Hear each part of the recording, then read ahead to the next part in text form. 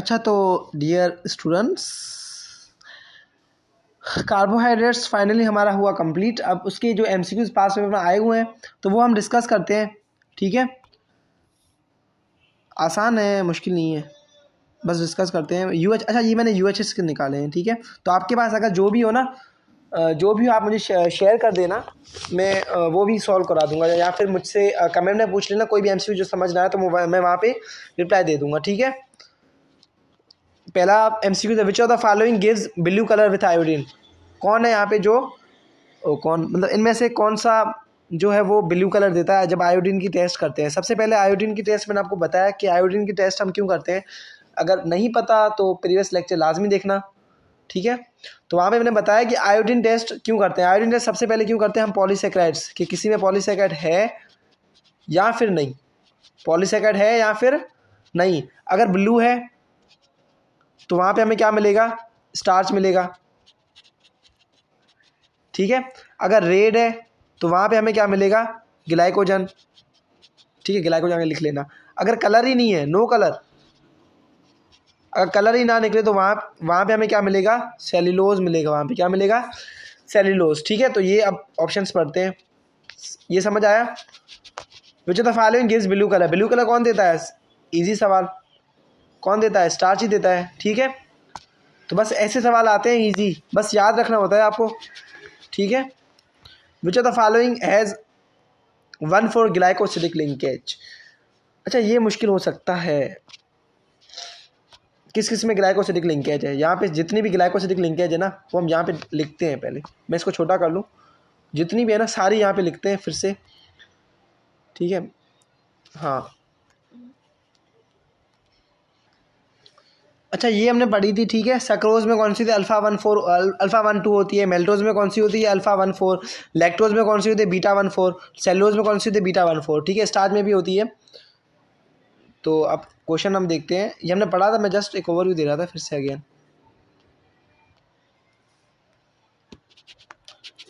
ठीक है, ये हमने पढ़ लिया था।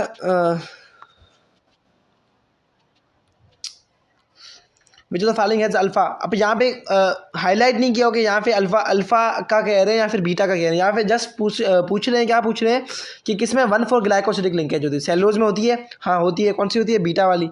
माल्टोज में होती है, हाँ होती है। कौन सी होती है, अल्फा वाली।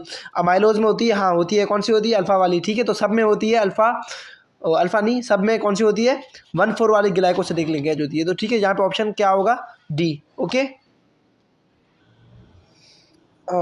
अल्फा वाला हो गया था। ठीक है, आई मीन ये। उसके बाद which of the following component is found in the cell wall of fungi. Fungi की सेल वाल में क्या होता है, मैंने आपको बताया था। प्लांट की सेल वाल कौन बनाता है, सेलुलोज बनाता है। और फंजाई की सेल वाल कौन बनाता है, काइटिन। तो यहाँ पे बी ऑप्शन कहाँ गया, यहाँ पे बी ऑप्शन करेक्ट होगा। ठीक है, उसके बाद dash is the most abundant carbohydrate in nature. ये जस्ट एक सिंपल लाइन थी जो मैंने आपको कहा था, लाजमी याद रखना। ठीक है, कौन सी जो अबंडेंट कार्बोहाइड्रेट कौन सा है इसमें, सेलुलोज।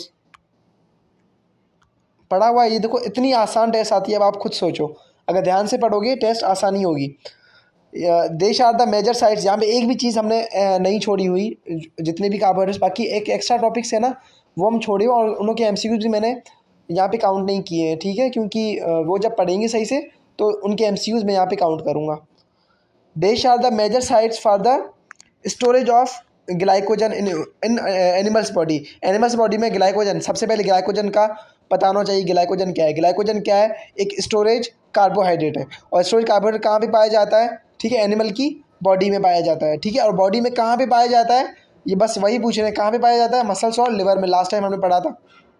उसके बाद क्वेश्चन नंबर 5 है, विच of the following is light molecular weight. Light यहाँ पे नहीं आएगा, यहाँ पे बुक में मिस्टेक होगी शायद, या फिर भले लाइट दिया हो, खैर हाई लिखो, सही बेहतर रहेगा। ठीक है, high molecular weight and sparingly soluble in water. मतलब पानी में या तो हल होता, हल नहीं होता, अगर हल होता है भी तो बहुत मुश्किल से।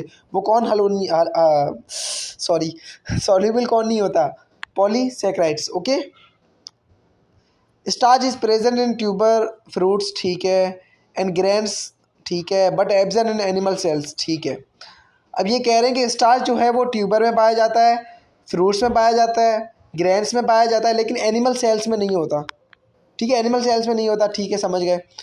उसके बाद क्या है, इंस्टीड, हाँ उसकी जगह पे एनिमल्स में एक और चीज़ होती है जो सेम स्टार्च जैसा काम करती है। स्टार्च का काम क्या है, स्टोरेज करना, ठीक है। और कहाँ पे पाई जाती है वो एनिमल में वो चीज़, एक तो लिवर में और मसल्स में। कौन होता है वो, ग्लाइकोजन ही होता है ना भाई, ऑप्शन बी बस करेक्ट, बात खत्म। The simplest monosaccharide containing keto group, वो मोनोसेक्राइड जिसमें कीटो ग्रुप होता है। आपको मैंने पहले टॉपिक में पढ़ाया था, पहले लेक्चर में, कि कोई ऐसे होते हैं जो अल्डिहाइड्स होते हैं, कोई ऐसे होते हैं जो क्या होते हैं, अल्डिहाइड्स। तो कोई ऐसे मोनोसेक्राइड्स होते हैं जो कीटोन्स होते हैं, ठीक है। कोई कीटोन्स होते हैं, कोई अल्डिहाइड्स होते हैं। वो मैं आपको याद करने के लिए आपको मैंने कहा था कि लाजमी याद रखना चार्ट पूरी, ठीक है। अगर यहाँ पे सही तरह याद ना हो तो वहाँ पे मैं बता देता हूँ। मैंने 3 चीज़ें आपको लाजमी कही थी याद रखने को, ठीक है, जो अल्डिहाइड्स थी। कौन कौन सा था, एक तो राइबोज, मैंने आपको कहा था कि राइबोज याद रखना जो अल्डिहाइड था। उसके बाद मैंने आपको कहा था ग्लूकोज याद रखना, ठीक है, अल्डिहाइड था। 2 ही कहे, ठीक है, बस ये याद रखो। ओके, अब बस देखते हैं। ये कह रहे हैं कि कोई सिंपलेस्ट मोनोसेकेराइड बताओ, ठीक है, जिसमें कीटो ग्रुप हो।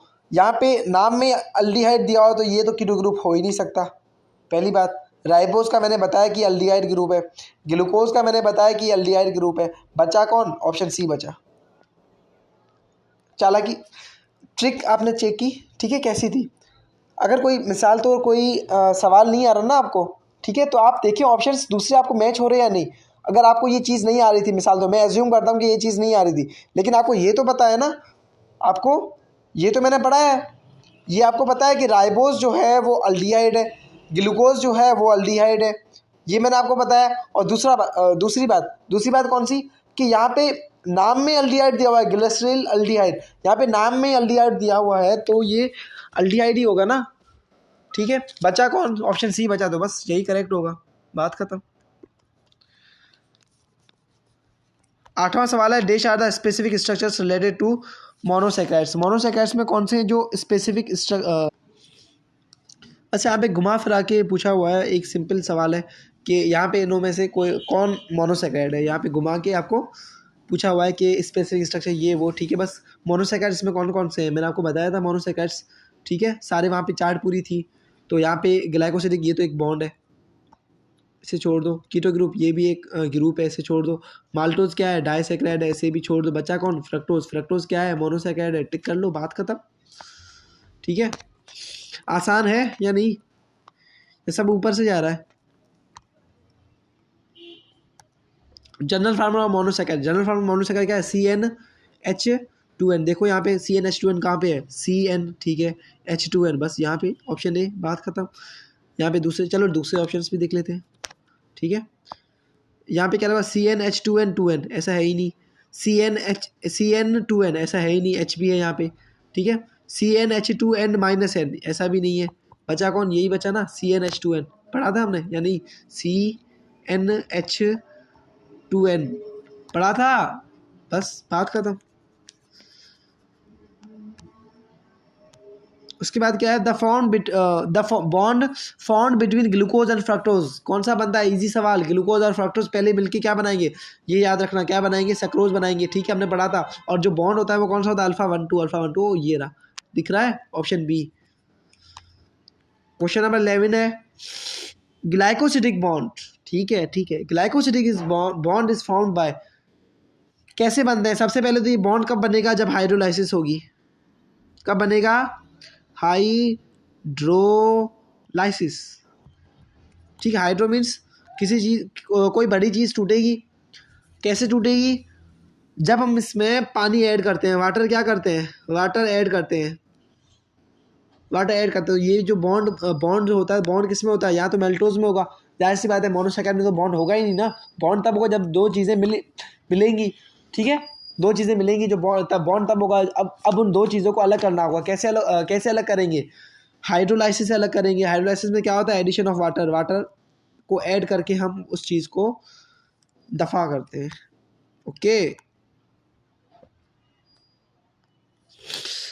क्वेश्चन नंबर 12 है, the covalent bond formed between two monosaccharides, मतलब मोनोसेक्राइड्स में जो बॉन्ड है वो कौन सा होता है, ठीक है, कौन सा होता है। यहाँ पे और लिखा, और को छोड़ दे, यहाँ पे हमारा काम ही नहीं है, चलो ठीक है, ये भी पढ़ लेते हैं बस।